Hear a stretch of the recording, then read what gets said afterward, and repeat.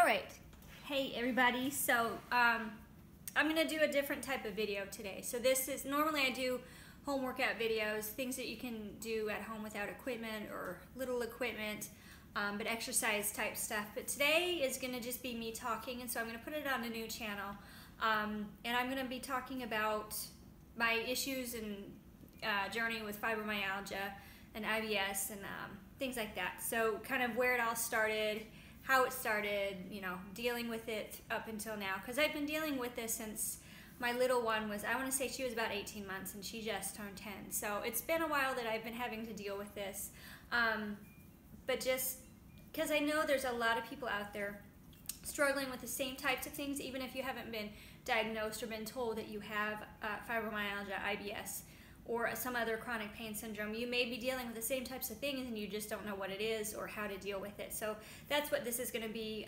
It's just a series on that. So I'll be doing some like fitness tips, I'll be doing nutrition tips, menu ideas, things like that. But I'm also going to talk about kind of my journey and what led me here. So and I won't put it all into one video, and I'll do like a series of the journey, and then I'll kind of go from there. So if you like this video, give it a thumbs up, subscribe to the channel, and then I'll keep making more. So basically kind of what I've, through my my own little research and things that I've been told is, you know, typically they think fibromyalgia starts from one single instance, like a car accident or a trauma or physical illness or surgery or something like that, some type of physical trigger.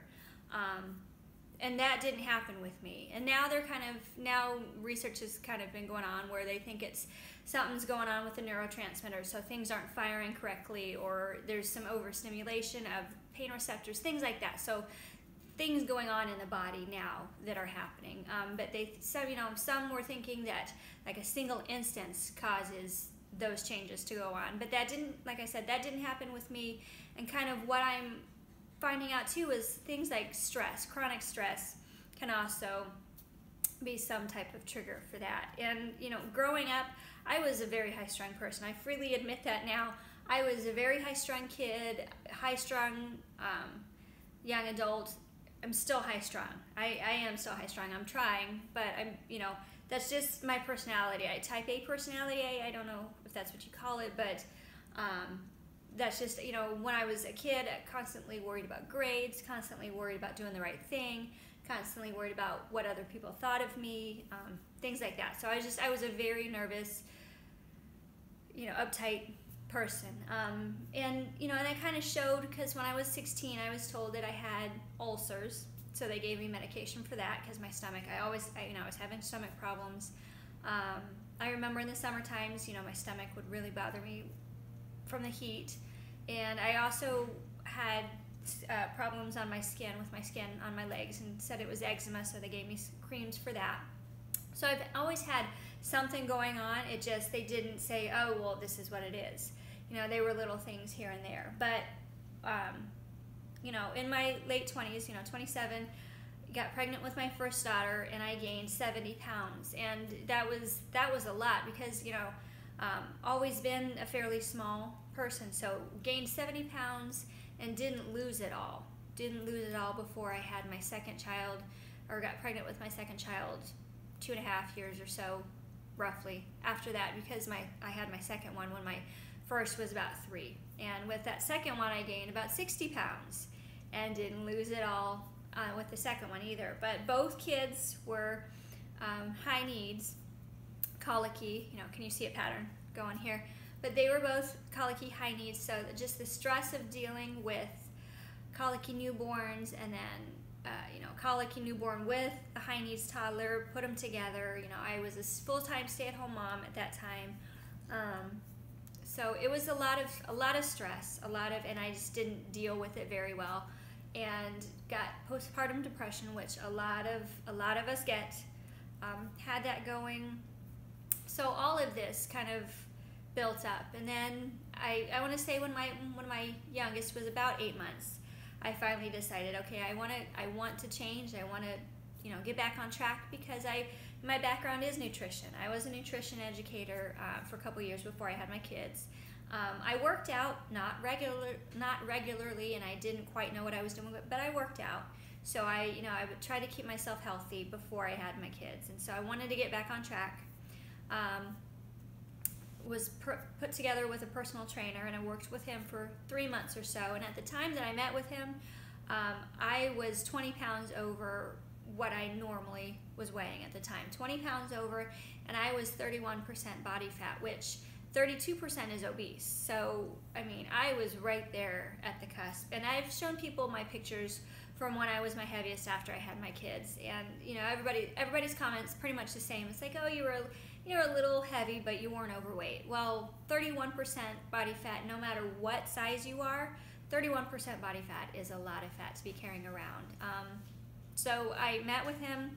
We worked for about 3 months because that's what I had the means to do. So I learned as much as I could, and then decided I loved it. I thought it fit really well with my background, so I continued studying with him, and I took my certification, and I became a personal trainer too.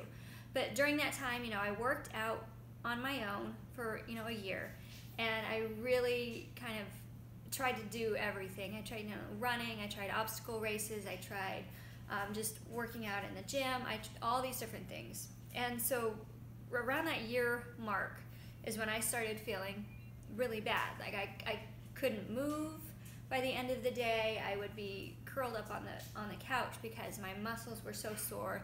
Like everything hurt. I was dizzy, I was nauseous, I was extremely tired. Everything just hurt.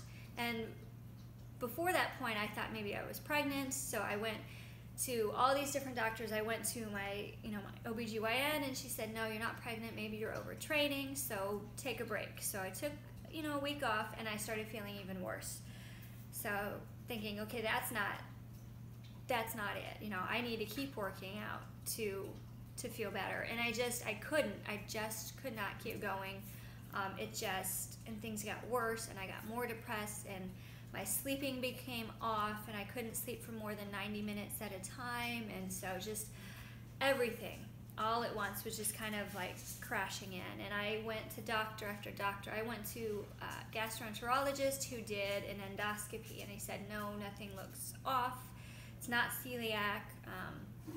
I went to a neurologist because my mom was saying that I had the same exact symptoms that she was having, and she was diagnosed with MS, which it took 20 years for her to get diagnosed with that. So she was sending me to a neurologist just to rule that out, and the neurologist basically, you know, did a couple tests and said, you know, there's nothing wrong. Here's a referral to a psychiatrist, which made things even worse because I felt like, okay, maybe this is all in my head. Maybe I am making this up. And you know, not everybody believed that I was feeling as bad as I was feeling, and my husband, I think, at the time didn't think I was feeling as bad as I was making it out to be. So I thought, okay, maybe it is all in my head. Maybe everyone else feels as crappy, and I'm just being a wimp about it, and I'm not dealing with it the way that I should be dealing with it. So I kind of tried to keep pushing through it, still feeling the pain. So I went to another